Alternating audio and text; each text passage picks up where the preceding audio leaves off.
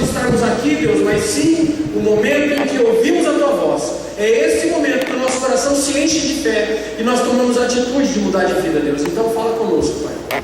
Fala conosco com a Tua palavra, Deus, para que possamos ser melhores, Deus. Em nome de Jesus que nós oramos e agradecemos. Amém. Graças a Deus. Dê uma olhada aí no seu celular, dê uma olhada aí. Pegue aí seu celular, abre em contatos. Vai lá, contatos.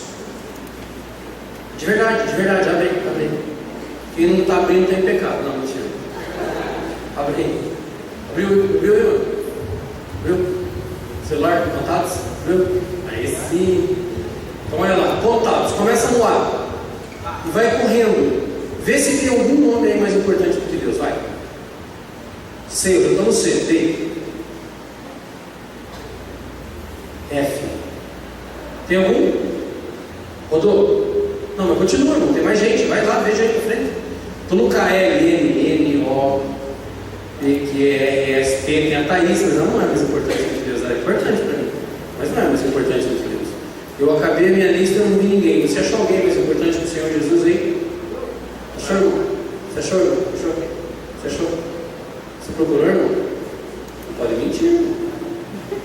Você achou? Você não procurou, você está sem celular, você é crente mesmo. Alguém achou? Se você não achou, não tem motivo para você olhar ele durante o culto. Entendeu? Boa essa, vai ser boa. Não tem motivo para olhar no celular, um a menos. Agora olha em volta. Tem alguém mais importante do que Deus aí do seu lado. Tem alguém, até porque você está sozinho na cadeira, né? Tem alguém lá, mano?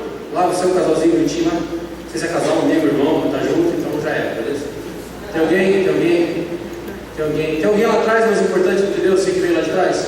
No banheiro. Dentro do vaso, tem alguma coisa boiando, não tem? Você já apertou o botão e foi embora. Tem alguma coisa, alguém mais importante do que Deus aí do seu lado? Então dê atenção para o que Ele vai falar com você agora, amém, irmãos? Amém mesmo? Glória a Deus. Porque é só a palavra que tem aqui que pode mudar a sua vida.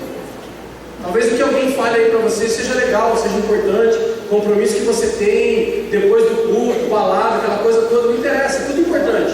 Mas o que é importante agora é você ouvir a palavra de Deus, amém? Romanos capítulo 7.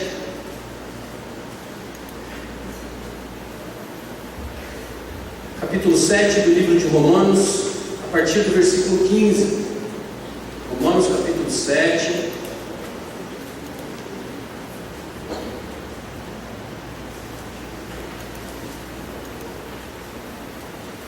A partir do versículo 15.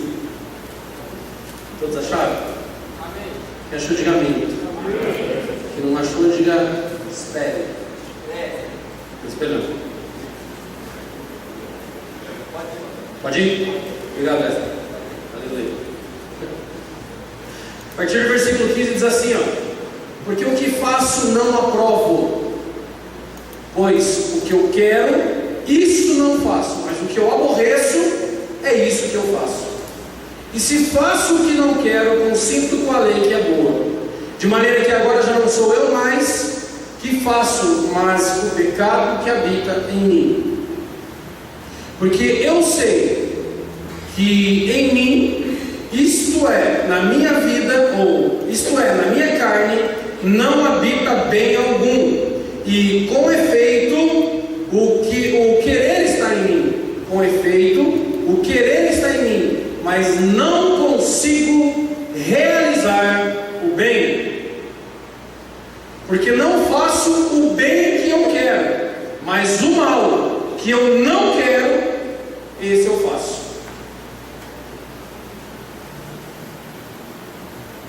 Ora, se eu faço o que não quero, já o não faço eu, mas o pecado que habita em mim.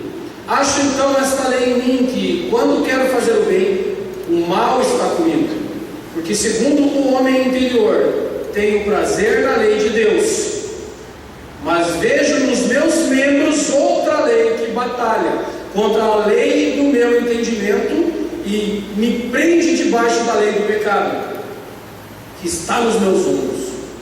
Miserável homem que sou, quem me livrará do corpo desta morte? Digam graças a Deus. Vocês já tinham lido esses versículos na Bíblia? Quem já tinha lido esse versículo? O apóstolo Paulo, relatando na carta que ele escreve aos crentes de Roma, aos romanos, sobre a batalha que ele tem do seu homem interior que quer fazer o que é certo, da sua consciência que quer fazer o que é certo, contra os membros do seu corpo, contra a vontade da carne, contra a sua alma que faz o errado. O apóstolo Paulo relata sobre isso. O apóstolo Paulo vem falando sobre a graça, que a graça não nos deixa permanecer no pecado. Antes, nos livra do poder do pecado. Desde o capítulo 6, ele vem falando sobre isso. Essa carta de Romanos, meus irmãos, se pegasse fogo todas as Bíblias do mundo, e se um livro do Novo Testamento você pudesse escolher para que ficasse só ele na sua vida, para que você baseasse toda a sua fé em Cristo, você poderia pegar sem dúvida o livro de Romanos, a carta de Romanos. É uma carta que o apóstolo Paulo escreveu, e ela é sem dúvida nenhuma o maior documento de fundamentos teológicos contidos na Bíblia. Porque o apóstolo Paulo trata aqui de coisas fundamentais para a fé em Cristo. E aqui ele está falando sobre a lei e sobre a graça. Sobre a lei que foi dada a Moisés, que através dela se descobriu o que era pecado. Através da lei foi descoberto o que era pecado, não que o homem já não sabia, o homem sabia. Existem algumas tribos indígenas, não sei se vocês já ouviram falar isso. Tem um site chamado portasabertas.com.br e esse site conta histórias de muitas tribos afastadas, pessoas esquecidas, muitos lugares do mundo onde não se tem uma cultura cristã e atrocidades são feitas com homens. Existe uma tribo em algum lugar da África, que eu não vou saber dizer, que eles, quando as meninas chegam aos 9 anos de idade, eles pegam essas meninas pelas mãos e levam elas até uma aldeia onde só tem homens velhos, homens acima de 50 anos velhos, os pajés, os líderes dessas tribos indígenas. E o que eles fazem? Eles violentam e estupram essas meninas de 9 anos para iniciar elas sexualmente, e depois ele corta o clitóris dela para que elas nunca mais tenham prazer na vida. E eles fazem isso acreditando que estão salvando a vida delas, porque é uma tradição daquela aldeia. Mas aí você pode questionar, mas o evangelho nunca chegou naquela tribo. Eu concordo com você, mas agora pega um homem de 50 anos e monta em cima de uma menina de 9 para ver se ele não consegue ver no olho dela a cara de terror que essa menina tem, e ele não compreende que ele está fazendo mal a ela. Será que é impossível de um homem de 50 anos identificar isso? Será que essa menina vai com prazer sofrer essas atrocidades que os homens fazem? Então, a lei veio e disse o que era pecado para o homem, mas o homem já conhecia muito bem quais eram as suas más atitudes. Já conhecia muito bem quais eram as suas más atitudes. O próprio livro de Romanos, a própria carta, que é uma carta de Romanos, no capítulo 1 e no capítulo 2, fala que são indesculpáveis os homens que não conhecem a palavra, mas que entendem dos princípios da natureza, e é normal isso, e que não fazem o que é certo. Nem esses estão livres da lei. Se você quiser observar, é interessante essa leitura. Me diga uma coisa: um homem numa outra aldeia, se ele vê de noite a lua e durante o dia ele vê o sol, um se esconde para o outro, os dois nunca aparecem juntos. Será que ele não percebe que são dois astros que em determinados momentos um está, depois o outro muda, e que há algo maior que movimenta esses dois? Diga para mim, sim ou não? Então existem princípios que a natureza deixa muito clara para que o homem entenda exatamente o que é certo e o que é errado, o que é bom e o que é mal, o que é fazer o bem e o que é fazer o mal. Você entende isso, irmãos? Existem coisas que o seu pai, a sua mãe nunca falou, nunca ensinou para você sobre ser certo ou sobre ser errado, mas provavelmente você sabe se é certo ou é errado. Isso é verdade ou não? Sim ou não, irmãos? Você se lembra do dia que a sua mãe ensinou você a limpar o seu popô depois que você sai do banheiro? Você se lembra disso? Se lembra ou não? Eu não me lembro, mas eu nunca mais deixei de limpar, ele é bem limpinho. E é uma coisa que ninguém precisa me falar que eu preciso fazer, porque eu sei que se eu não limpar vai incomodar. Então eu faço. E eu já criei um hábito de fazer isso. Existem coisas na nossa vida que nós precisamos criar um hábito. Mas existem outras coisas que nós não conseguimos deixar de fazer. O apóstolo Paulo fala sobre isso nesse versículo. O bem, quer dizer, a coisa boa que eu quero fazer, eu não faço. Mas aquilo que eu não quero, que eu sei que é errado, é isso que eu faço. Que loucura, né? Acho que o apóstolo Paulo era doidão.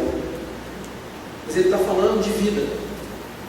Ele está falando que ele sabe o que é certo e errado, mas que de repente ele se pega fazendo errado e não o certo. E aí tem outras coisas ainda que nós simplesmente não conseguimos deixar de fazer. E são pecados caseiros, pecados parentes nossos já, pecados de estimação, que a gente carrega na nossa vida por muitos e muitos anos.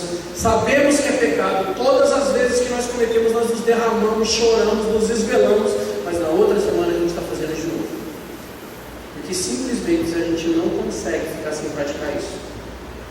Você está entendendo? Diga graças a Deus. Graças a Deus.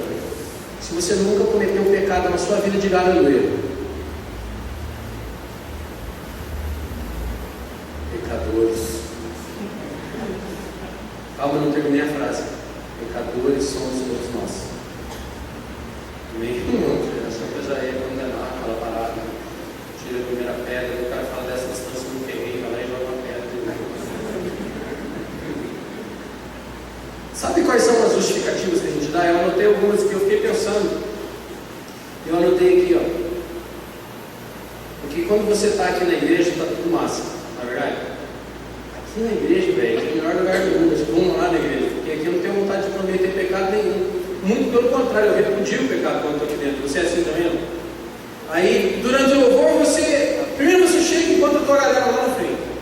Aí, mano, pá, dá um abraço, aquela coisa, cumprimenta todo mundo, entra para dentro da igreja, senta na cadeira azul, massa, vai rolar um louvor, daí começa aquela música que você gosta, e você já vem correndo aqui para frente, e já, de birrade, seja lá o que for, rádio jeep, sei lá o que, mas é a tua gangue que está aqui, entendeu? E você já começa a pular, dançar, e tudo massa, tudo legal, olha legal, fala a verdade.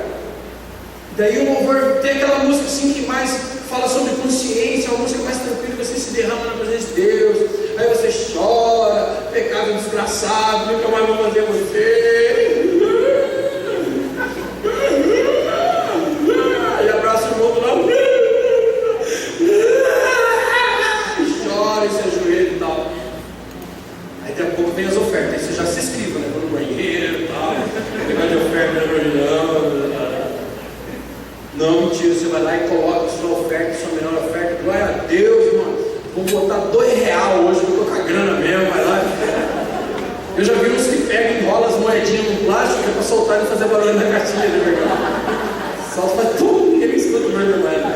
E aí você vai lá e faz suas ofertas, pá, não vai no banheiro, porque esse negócio de ir no banheiro na hora do culto não é legal, você está aqui para ouvir a palavra, não fica mexendo no celular, porque não tem mais ninguém importante do que Deus aí no seu celular, e tudo massa. Aí você escuta a mensagem, né? A mensagem arregaça com você, né? Quebra a sua cara. Aí mostra o quão miserável nós somos. Na verdade, não é assim? Aí fala pra gente da verdade da palavra de Deus. Conta pra nós, você é um bosta. Tá bom, vou ser mais moderado. Você é um ajuntamento de excrementos que o seu intestino não absorveu e virou uma massa marrom pastosa. Aí duvido que alguém vai falar que é palavrão, não é? Estudei vários anos, mano, para falar essa frase. Então, e aí, a palavra mostra quem você verdadeiramente é. E ela conta para você o que você está fazendo. E aí abre naquele momento um arrependimento no seu coração. Certo? Sim ou não? Deve ter, né? Pelo menos tem que ter. Teoricamente deveria. E aí você sai pisando forte. Não, agora eu nunca mais vou bater com aquela coisa, eu não vou fazer mais, cara. Vamos mais ficar nesse irmãozinho não, vai. E aí você sai todo determinado daqui. Todo cheio de fé, todo cheio de força. Mas passa 2 ou 3 dias e aquela situação, eu não sei o que é, se é uma masturbação, se é uma pornografia, se é um cigarro, se é um baseado, não sei o que é, mas tem alguma coisa, um palavrão que você não consegue parar de falar, tem alguma coisa, velho. E não se preocupe que Deus não vai olhar assim, quase que eu falei o dia inteiro, dá, né? Pode? Punheteiro miserável, morrerás queimado no fogo agora. Primeiro queimarás os seus dedos, depois tudo. E aí o cara...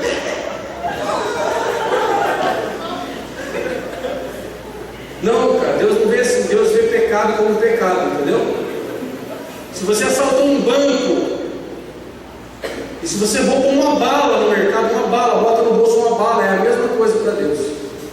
Se você não consegue ver uma revista de mulher pelada que você baba 3 litros, ou se você olha quando você está dirigindo uma menina bonita no sinaleiro e dá uma caningada ali para ela, Deus vê da mesma forma, porque para Deus, pecado é o quê? Pecado é pecado. Isaías 59 fala que a única coisa que nos separa de Deus é o pecado. 59, 1 e 2 diz assim: a minha mão não está encolhida, diz o Senhor, nem meu ouvido agravado, para que eu não ouça as suas orações, mas as suas iniquidades fazem separação entre eu e vocês.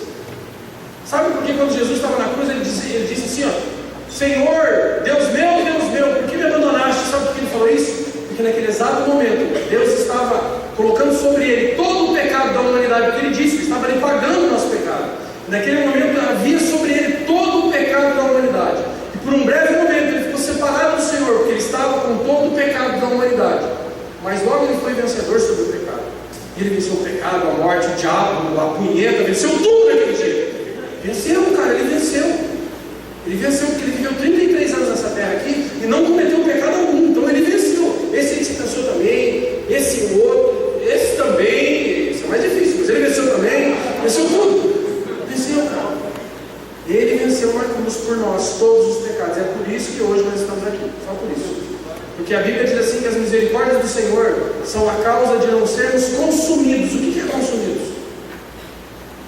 Pensa num filme de vampiro, sabe um filme de vampiro que leva de repente quebra o telhado, o cara joga tem uns filmes que os caras são ninja, né? O cara quebra o telhado, põe um raio de sol bem em cima do vampiro e o vampiro vira pó. Mais ou menos isso que é ser consumido. E era isso que deveria acontecer com a gente. Deus olhar para nós assim e falar assim: cara, não dá mais como assim, virar pó, fazer aquele barulho que o Pluto faz quando queima o chapéu dele, sabe? E esfarela tudo. É isso que é ser consumido. E a Bíblia diz que a misericórdia do Senhor olha para nós e fala: não vou consumir você essa vez. E amanhã ele fala a mesma coisa: não vou te consumir. Não, enquanto você está vivo, ele fala: eu não vou te consumir. Enquanto você ainda tem vida, ele te dá mais uma chance. Enquanto você amanhã acordar com ramalinha no seu olho, ele te dá mais uma chance.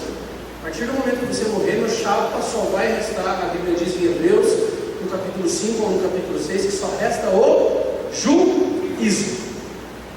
Então, enquanto há vida em nós, temos chance. Depois que não há mais vida em nós, queria dizer um amigo meu lá de Curitiba: fuja louco, mas não tem para onde. Dura que não tem para onde. Amém, irmãos?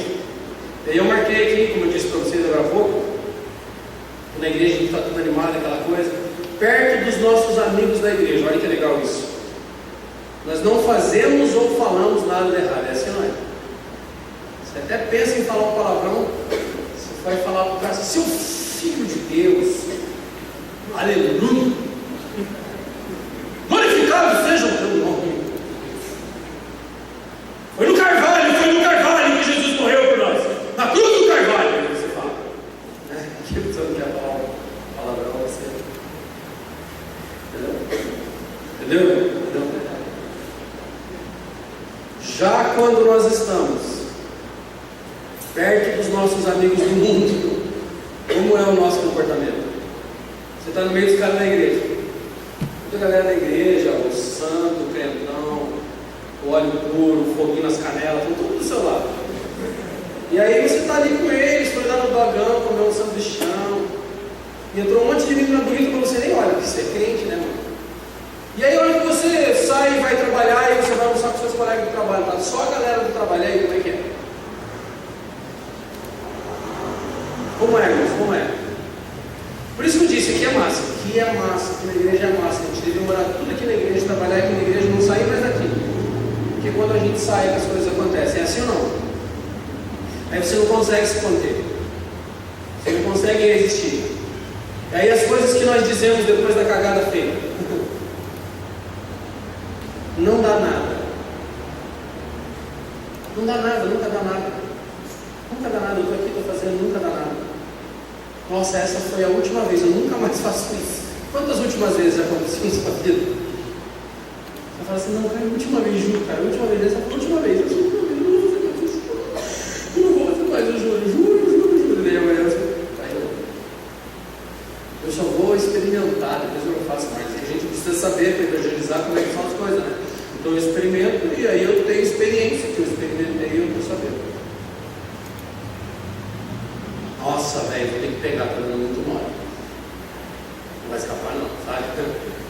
Ah não, velho, você é ferro não, Deus está ligado, eu sou homem pra caramba.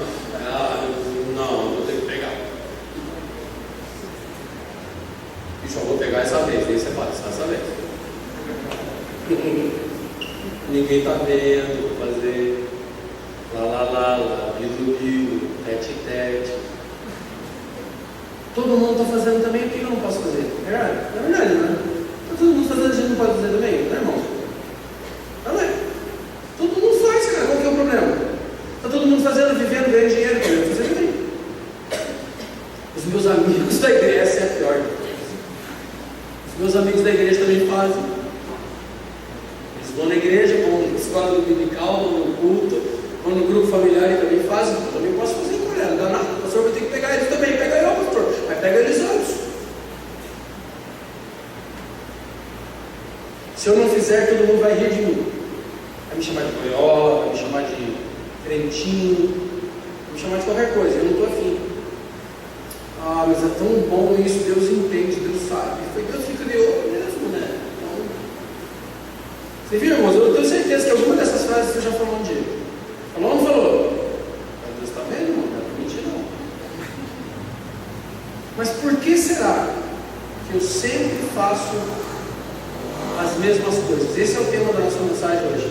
Por que será que eu sempre faço as mesmas coisas? Elas são erradas.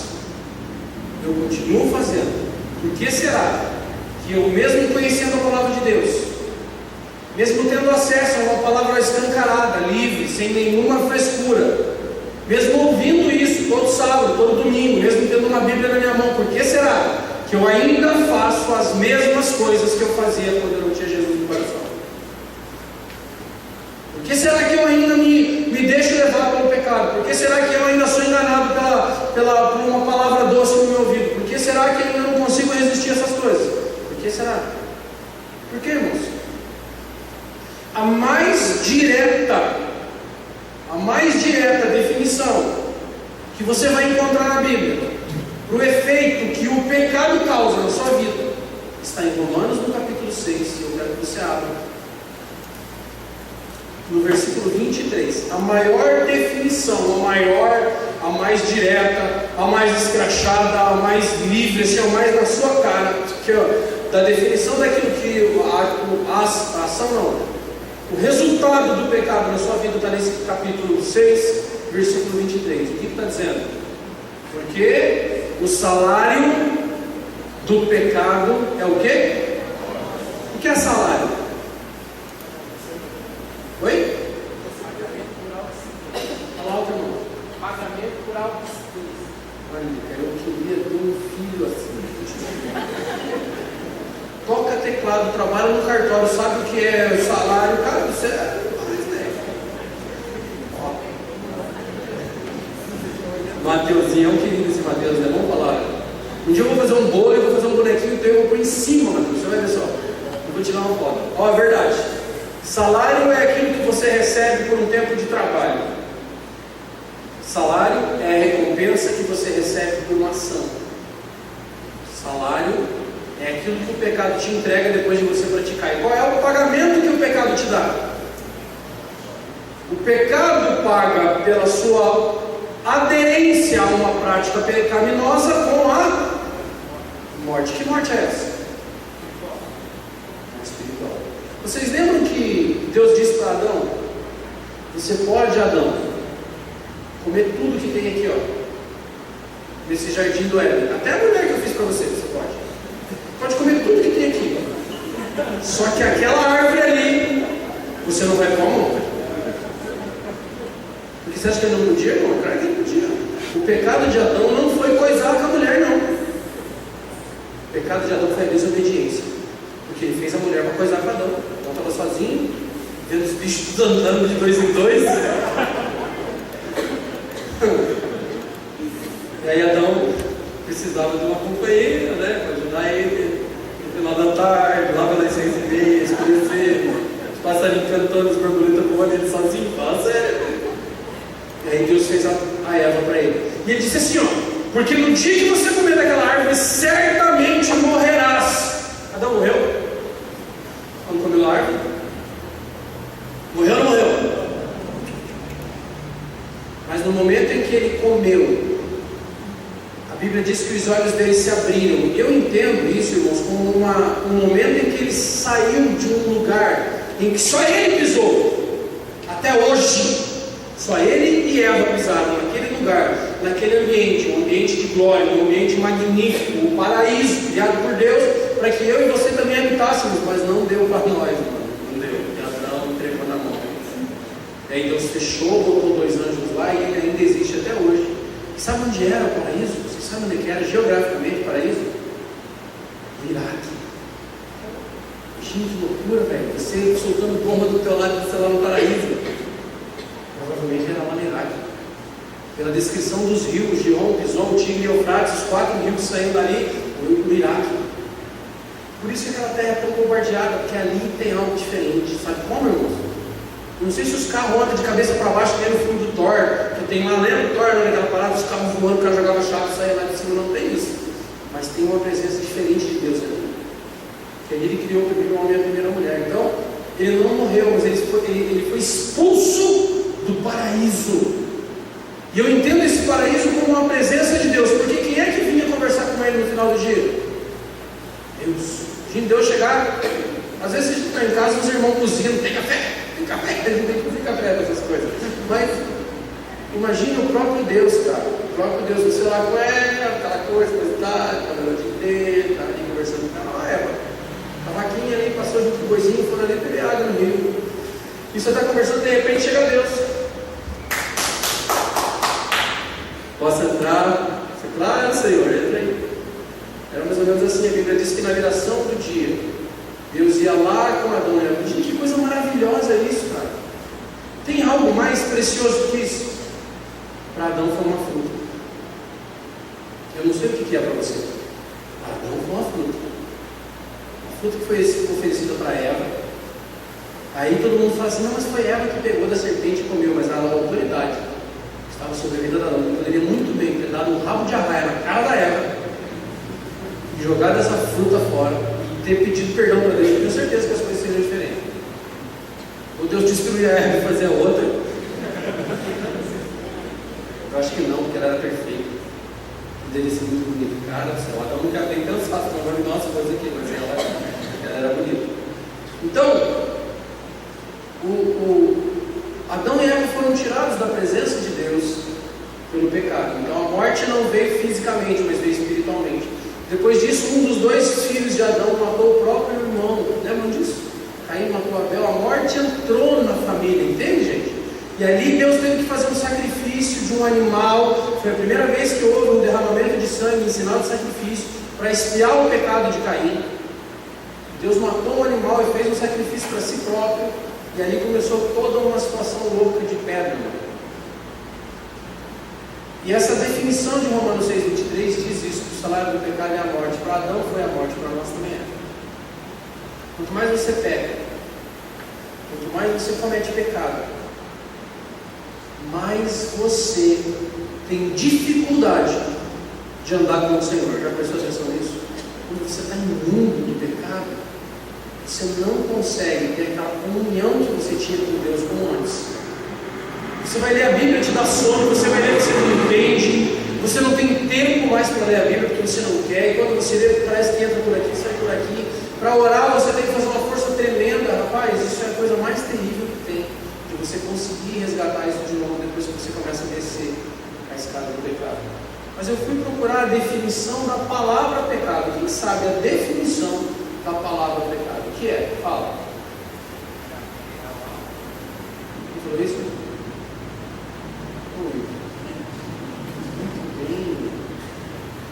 Muito bem, todos escutaram o que ele falou? Então vocês vão ver o que o William falou.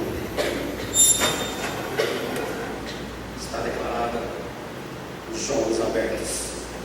Céus abertos! Muito bem! Quem são os dois voluntários para fazer um tiro ao alvo nervoso? Tem os voluntários?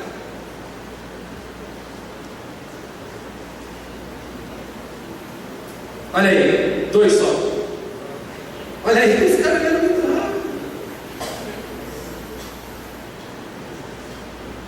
Deixa eu só mostrar para vocês o risco que os aparelhos de som lá atrás estão correndo. Isso aqui é a ponta de metal mesmo. Tá aqui, ó. Vermelho e amarelo. Vocês querem ser do mesmo time?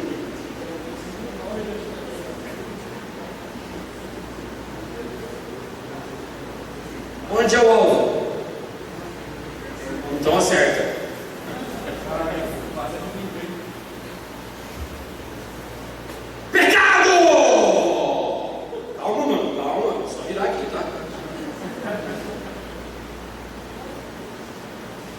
Nossa, transgressão. Vai, último. Vou virar para você de novo. Vamos lá. Muito pecado. Carinho. Pensa bem. Pera aí, deixa eu arrumar para você. Louco! Tá maluco com a minha mão? Olha só. Alguém acertou o alvo ou não? Então a definição mais utilizada na Bíblia para pecado é exatamente essa: é ter um alvo e errar. Mas alguém quer tentar acertar um alvo? Tem alguém que quer tentar? Não? Ninguém? Não tem nenhuma menininha que queira jogar um dardo? Tá louco, menina, vocês são muito medrosas. Ari, quer Ari? Quer Ari? Ari é a Karina? Para representar o time feminino, não quer? Você acha que elas devem vir, não? Sim! A voz do povo é a voz do povo mesmo.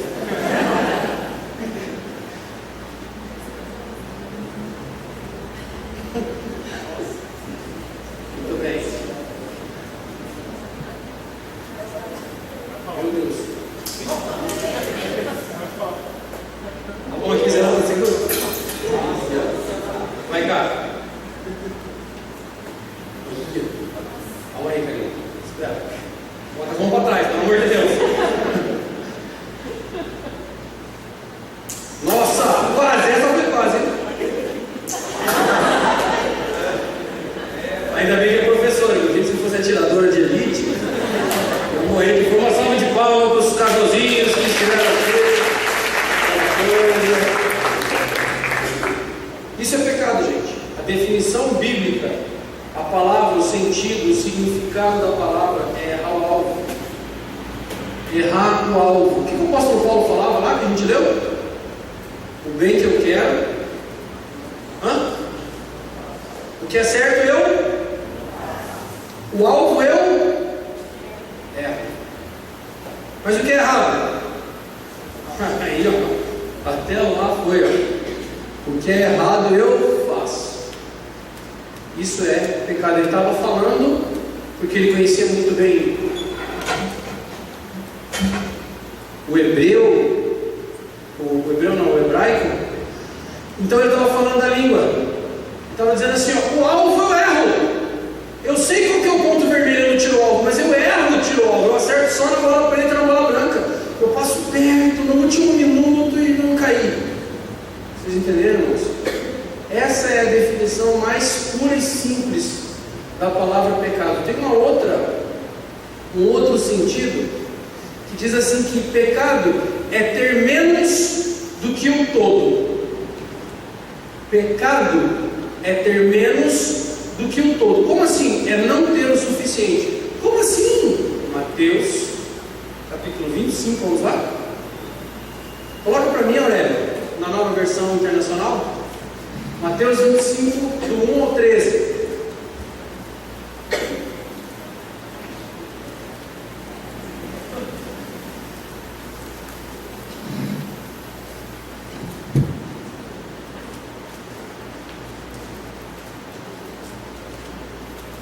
Acompanhe comigo aqui, ó.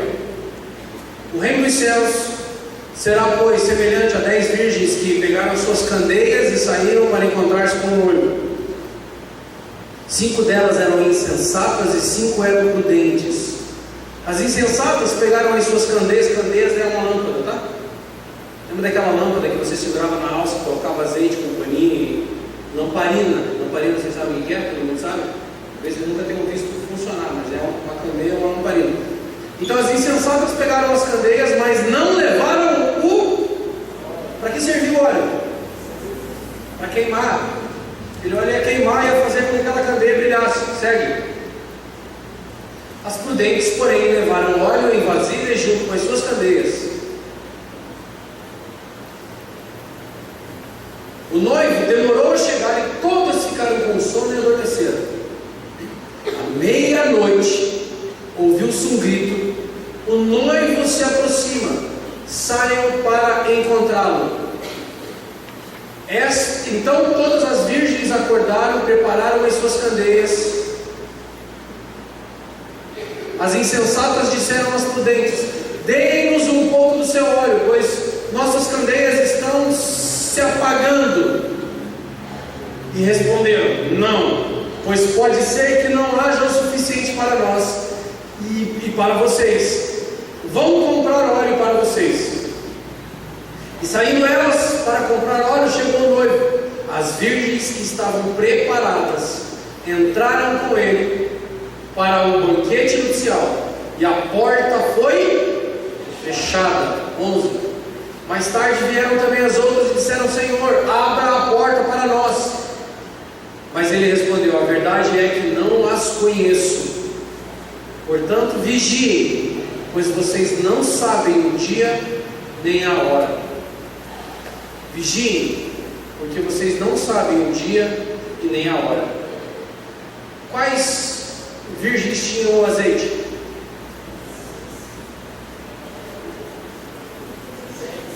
Fala, meu irmão. Não. Todas. Porque ela disse, volta ali o 12, deixa eu ver se não é no 12. Olha aí, por favor. O 11. Pode voltar ao 11. O 10. Não é aqui o 9. Olha lá.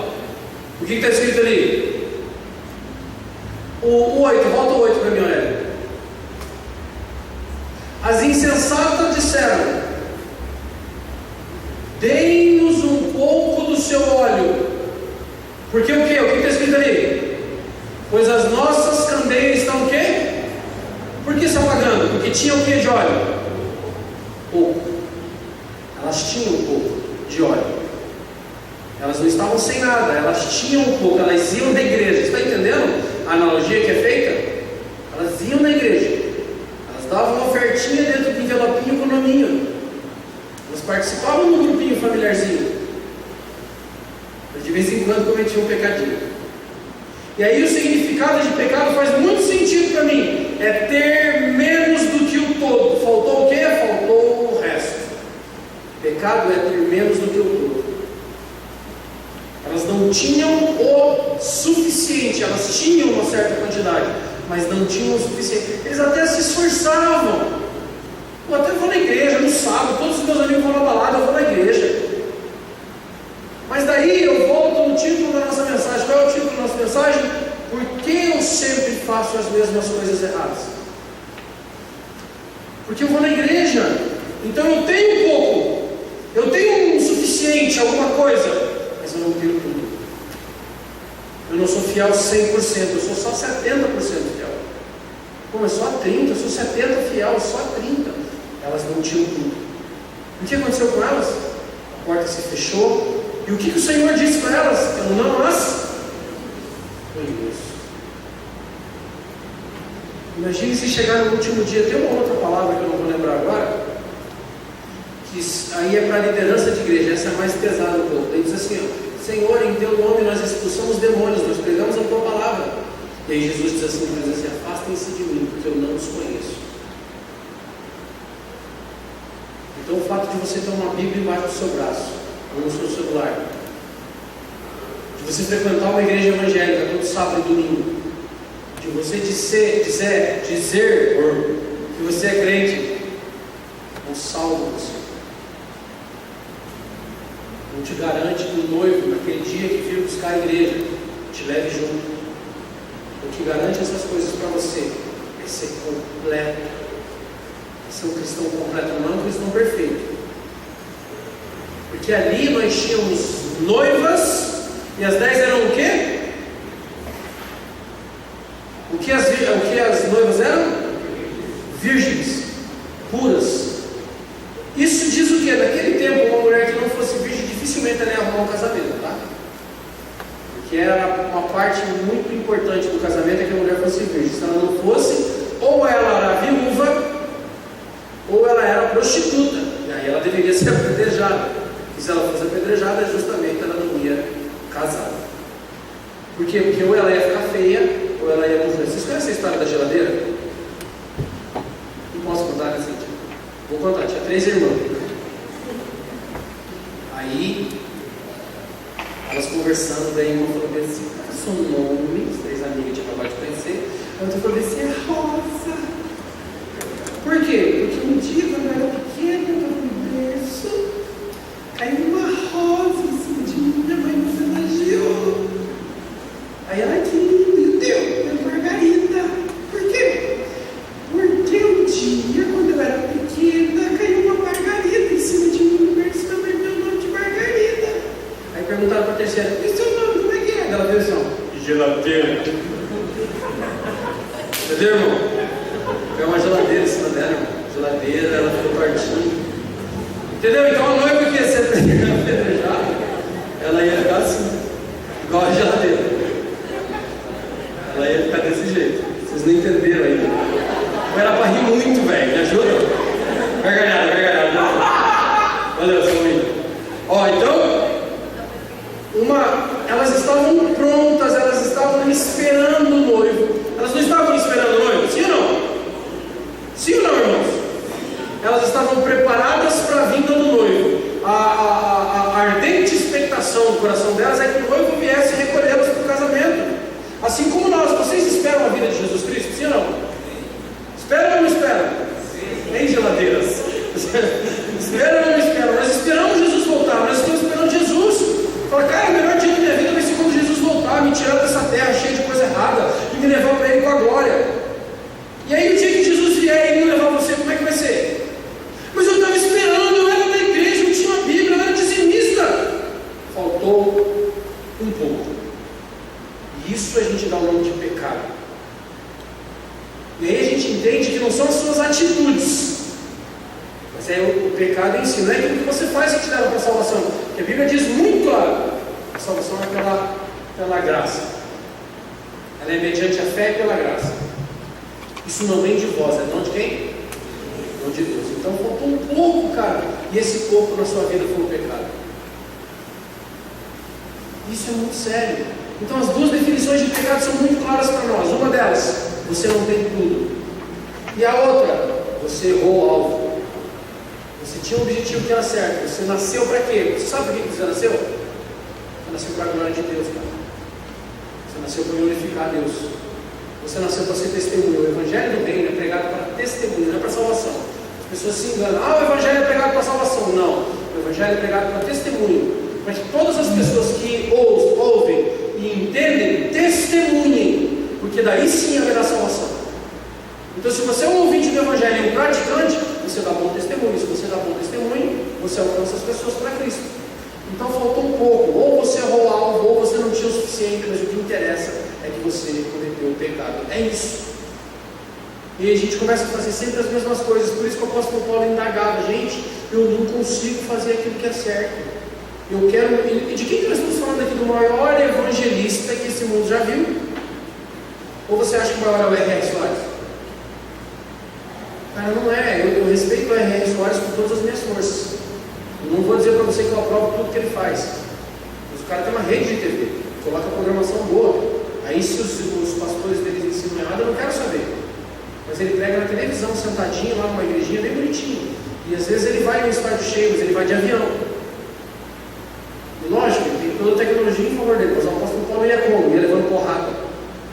cidade que ele chegava, teve uma cidade que ele chegou, ele apanhou tanto.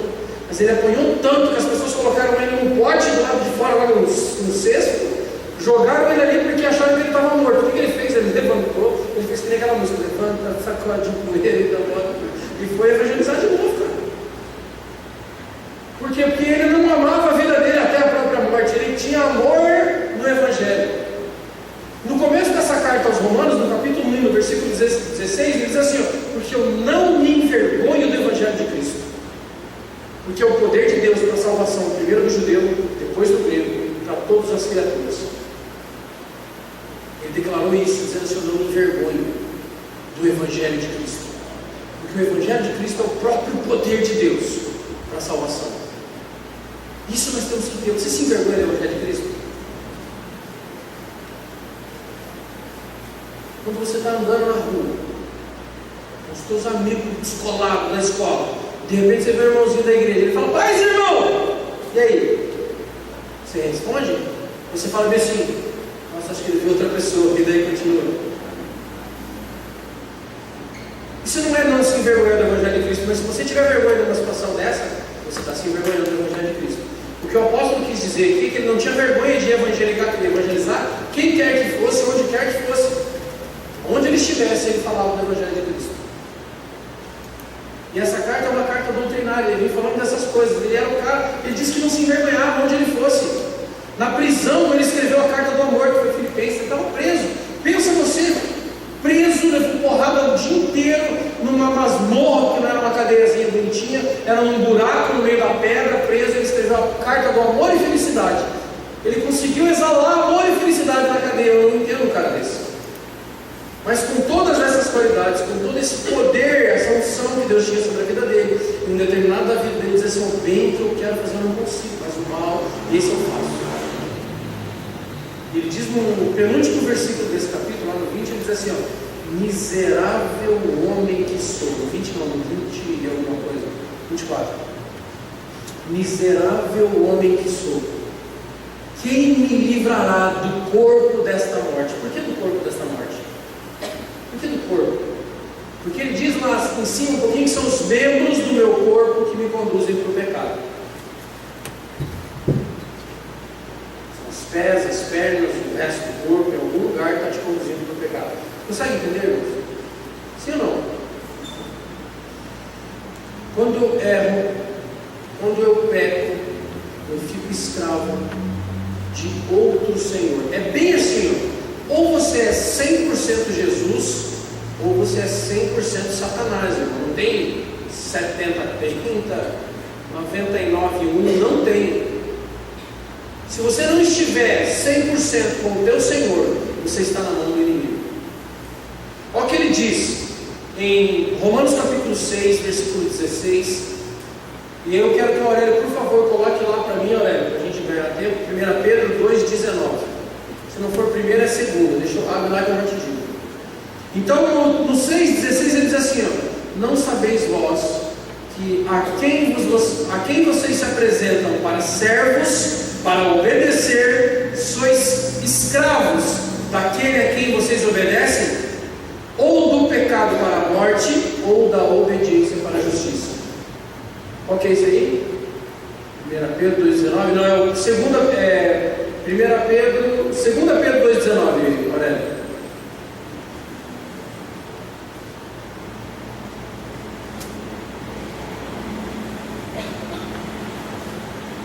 Olha lá, prometendo-lhe a liberdade, os mesmos são escravos da corrupção, porque o homem é escravo do quê? Do quê?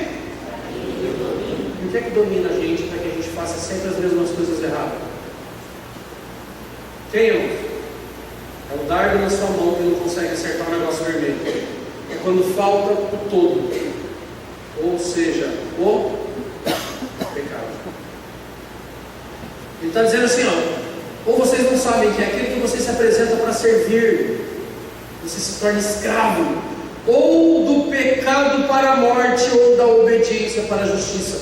Ou você é escravo do pecado para a morte, ou você é escravo da obediência para a justiça. Você não pode ser servo dos dois. Eu sou servo da justiça, de vez em quando eu vou ali, presto um serviço do pecado, aquela coisa toda, mas não, cara, você não pode. Que ou você agrada a um Senhor ou ao outro, você não pode agradar a Deus. Você pode agradar a este tentando agradar a Deus, mas você não consegue, porque Deus não se agrada disso. Isso para Deus é idolatria. Isso para Deus é dividir a glória dele com alguém. Isso para Deus é que você troca a glória dele por qualquer outra coisa desse mundo, assim como Adão fez e trocou uma fruta pela vida eterna. Vocês entendem, meus queridos? Tem uma historiazinha bem legal. Eu já contei ela, passou 800 vezes, acho que eu já contei aqui também. Tinha um índio, e esse índio tinha 2 cachorros. E esses 2 cachorros, eles acordavam e saíam na porrada o dia inteiro. Para arrancar pedaço da orelha, se mordiam, eles brigavam o dia todo eles brigavam.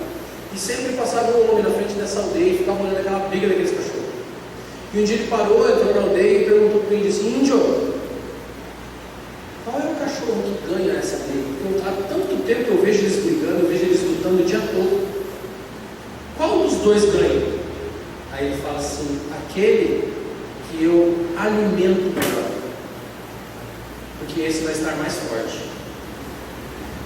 A nossa briga interior entre a nossa carne e o homem interior, que é o nosso espírito, é muito fácil dizer quem vai ganhar. É muito fácil dizer se você vai prevalecer ou não contra o pecado. Basta eu saber, ou basta você se examinar e dizer para você mesmo quem é que você alimenta melhor.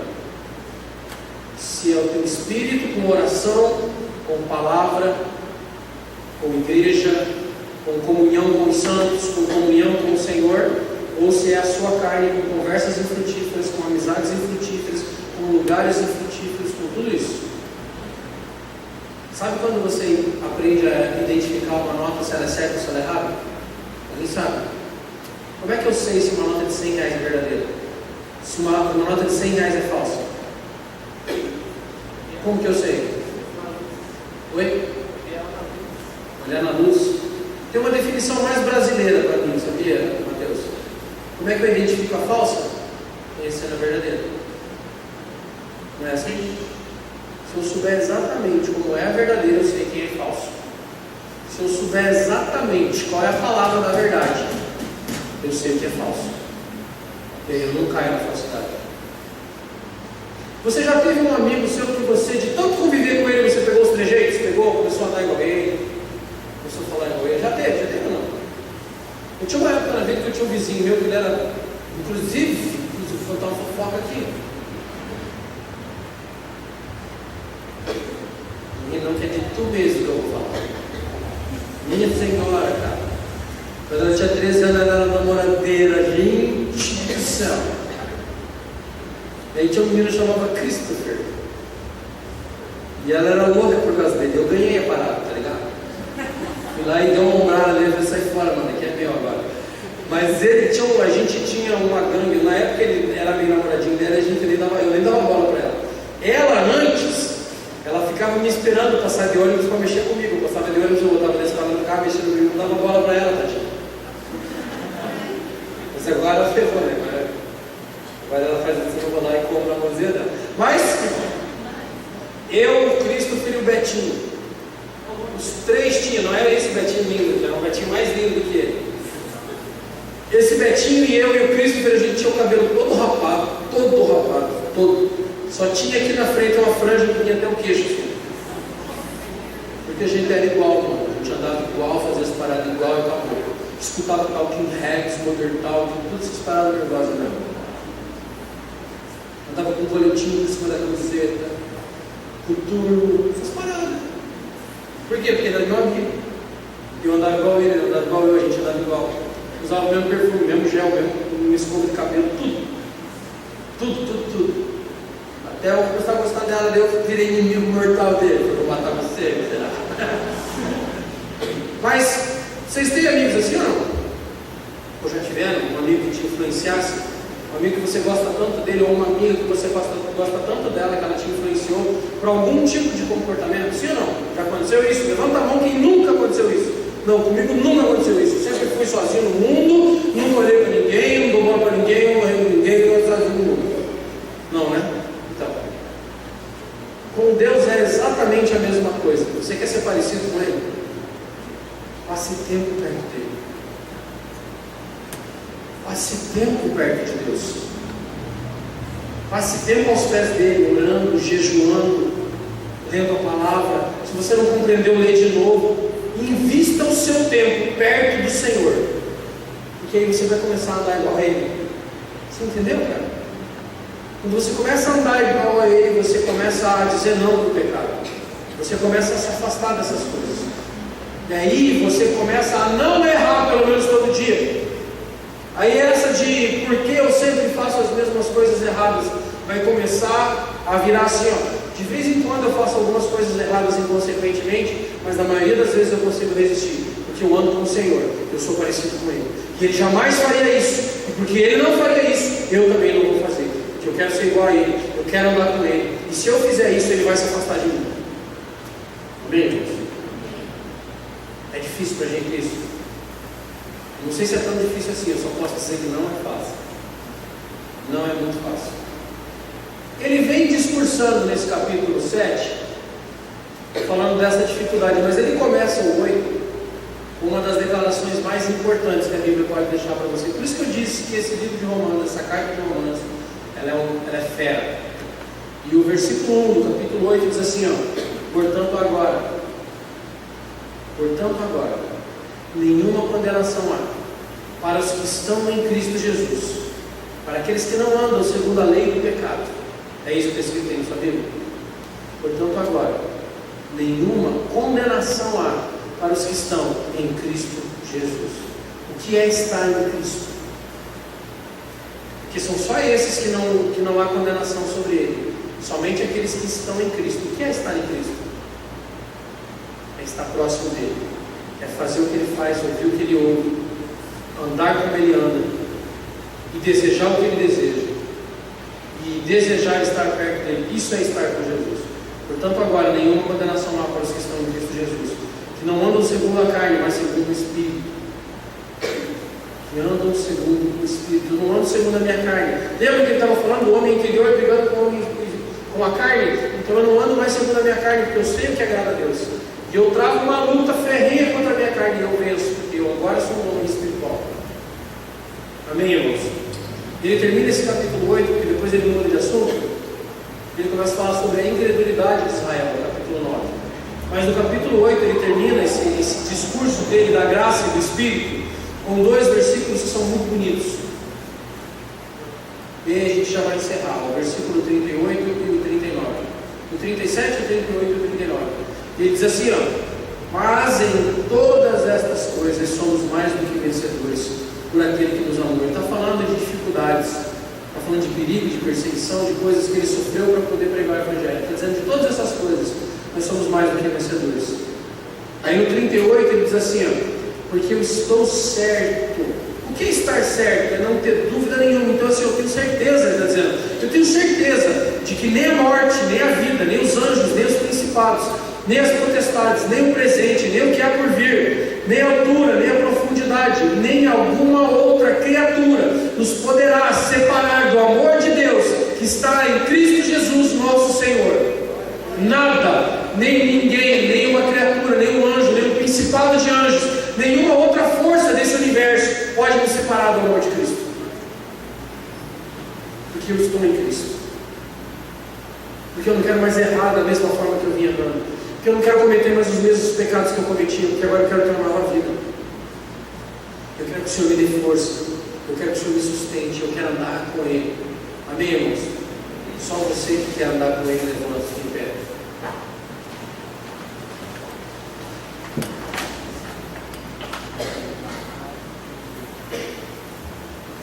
E olha só que diferente, andar com Ele, andar com Ele, andar com Ele.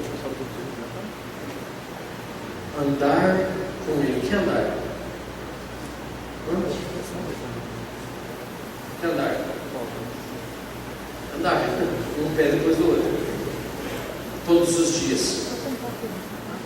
Todo dia você anda ou tem um dia que você não levanta a sua bunda da cama para nada? Nem que você vá na cozinha, você saiu da cama, você foi na cozinha pegar alguma coisa gelada na geladeira para você comer e depois dormir, você deu 10, 20, 30 passos. passo. Nesse período você ande com Ele, porque Ele está ao seu lado. Você pode cometer um pecado terrível nesse pedaço de tempo.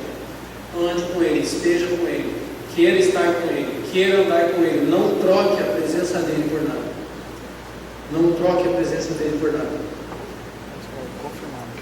Amém, irmãos? A não ser que vocês tenham uma música preparada no final. Tinha alguma coisa preparada, já? Não, né? Vocês queriam ouvir mais uma moda romântica, irmãos? Não, né? Então vamos orar e vamos encerrar, porque o que vale a pena é vocês ouvirem tudo isso que vocês ouviram e pôr em prática. Lembrem-se, a hora que vocês saírem daquela porta ali, ó, daquela ali, olha ali para a porta, todo mundo olha para a porta. Tem gente que não está olhando. Tem aqueles irmãos que não conseguem ver porque eles estão com a parede. Mas olha para a direita ali tem uma porta, aquele lado ali. Ó.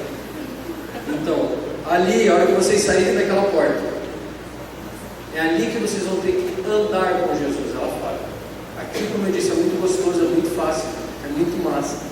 Mas lá, a hora que vocês pisarem na calçada, no asfalto, no trabalho, no dia a dia de vocês, é lá que vocês vão ter que andar com Ele. Amém, irmãos? Deus Todo-Poderoso, nós te agradecemos, Pai, por esta noite, por cada um desses jovens que o Senhor trouxe aqui. Eu quero te pedir, Deus, em nome de Jesus, que o Senhor derrame o seu amor sobre a vida deles. E que eles tenham força de vontade, que eles tenham fé, Deus, que eles creem que o Senhor é o Deus Todo-Poderoso sobre a vida deles. E que eles consigam vencer sobre a carne deles, que anda muito de perto, rodeando e tentando tirá-los da tua presença. Eu te peço que o Senhor fortaleça cada um, Deus, cada um. E que a partir de hoje, eles tenham no seu espírito uma vontade louca de estar ao seu lado, de andar com o Senhor, de ouvir a tua palavra, de orar e falar com o Senhor todos os dias, para que eles se fortaleçam, para que eles fiquem fortes e ganhem da carne. Em nome de Jesus que nós oramos e agradecemos, Pai. Amém. Graças a Deus. Podem sentar, nós vamos encerrar. Só queria que você não se iludisse, irmãos. Eu poderia muito bem fazer uma oração bonita, chamar você aqui na frente, mandar os meninos colocar um louvor bem massa, fazer você chorar 3 dias e 3 noites aqui, assoprar você, derrubar você, fazer uma loucura errada aqui. Isso não muda a sua vida. O que muda a sua vida foi o que você ouviu. Entendeu? O que muda a sua vida foi o que você ouviu aqui. A palavra de Deus é essa que muda a sua vida. O resto não faz nada para você. Tá bom, irmãos? No carnaval de 2015 nós vamos ter um retiro muito massa. Quem já fez inscrição? Eu não. Quem ainda não fez e vai? Levanta a mão. Quem não está afundido porque isso é uma babaquice do caramba? Ninguém, né? Se alguém falar, você vai ficar triste aqui. Então eu quero incentivar você a ir para o retiro. Sabe por quê? Quantas vezes na vida você já gastou 200 com aquilo que não te dá nada? Fala assim, eu nunca joguei dinheiro fora, nunca gastei dinheiro com bobeira. Fala aí, levanta a mão. Ah, mentira! Olha o capiroto que pega. Vai ser 200 conto. Só que essas são 4 noites. Ó. Você vai dormir sexta para sábado, sábado para domingo, domingo para segunda, segunda para terça. Você vai dormir 4 noites. Você vai comer 4 dias e meio. Comer pra caramba. Café da manhã, almoço, janta e sexta de Natal. Se não tiver aquela ceia da meia-noite, a gente rouba a cozinha e pega o povo comer, tá ligado? Eu vou ser o chefe da quadrilha. Então, cara, retiro é massa, cara. Retiro você vai lá, você ouve a palavra de Deus, é um tempo que você tem que se entregar para o Senhor. Eu tenho certeza que esse retiro vai ser diferente na tua vida e vai fazer a diferença. Deus vai abençoar você poderosamente. Eu incentivo você a ir. Se você não tem como fazer inscrição hoje, faça a tua pré-inscrição hoje. Eu não tenho dinheiro para dar hoje. Reserve a sua vaga. São 100 lugares. São 100 lugares, porque nós queremos dar conforto para você. Nós poderíamos muito bem colocar um entulhado de gente lá, mas são quartos individuais para 10 pessoas cada quarto, com um colchãozinho, cama, tudo bonitinho para cada um. Banheiro individual nesses quartinhos, porque a pior coisa que tem no retiro é você entrar depois dos 70. Imagina que você vai fazer um cocôzinho, fazer uma massa, né, irmãos? Tem que estar limpinho, né? Aí você vai lá depois dos 70, passou 70 no banheiro. O cesto de lixo está dessa altura de papel. E o duro acabou o papel. Então esse banheirinho lá é para 10 pessoas usar, você vai mandar alma. Então é um lugarzinho muito legal isso. Muito bacana. Então eu gostaria muito de ter todos vocês lá, ouvirem as pessoas de fora e reservem a sua vaga, que são só 100 lugares, amém? Já que você sentou, descansou, fique em pé para fazer a oração final. Vamos agradecer a Deus por esse culto.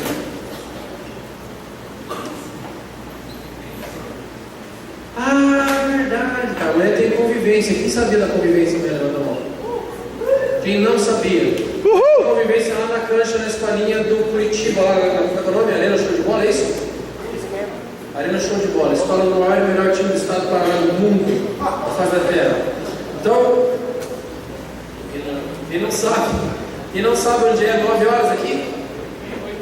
8h30 nós vamos sair daqui. Aí você leva o que comer durante o dia, tá bom? Mas não vai levar pão com água e comer nenhum dos outros lá, tá? Só cara de pau. Vai, miserável! E os caras levam gasosa tica, já viu? Refrigerante tica. Quer dizer, não toma tica, ele vai tomar coca do irmão. Pior, ele vai lá nas Schweppes, que é mais caro, ele vai nas Schweppes. Então, você vai levar aquilo que você vai comer. Então, você leva a sua refeição, a gente vai fazer um junta-prato, vai ter lá um momento de oração, um momento de refeição, um momento de reflexão e um momento de coral. Beleza? Coloque sua mão assim, torcendo esse dedo. Obrigado mais uma vez, Senhor. Te pedimos que amanhã seja um dia especial. Abençoe todos os que estiverem lá. E eu agradeço realmente, Deus, por cada vida que o Senhor enviou aqui hoje. Te louvamos porque o Senhor é bom, Deus. Nos dá mais uma chance de provarmos que temos, meu Pai, vontade de fazer o que é verdadeiro. Nos dá, Deus, mais um dia para que amanhã a gente seja melhor e faça o que é agradável aos seus olhos. Me dá, meu Pai, mais uma chance para mim e para os meus irmãos aqui, de provar ao Senhor, Deus, que nós vamos vencer a carne do nosso corpo e realmente, Deus, nós vamos ser livres desse corpo da morte, porque o Senhor é quem nos fortalece, é o Senhor é quem nos dá força. O grande amor de Deus Pai, a graça salvadora do amado Filho e a mais doce consolação e comunhão do Espírito Santo esteja conosco hoje, para todos sempre. Amém. Graças a Deus. Deus abençoe.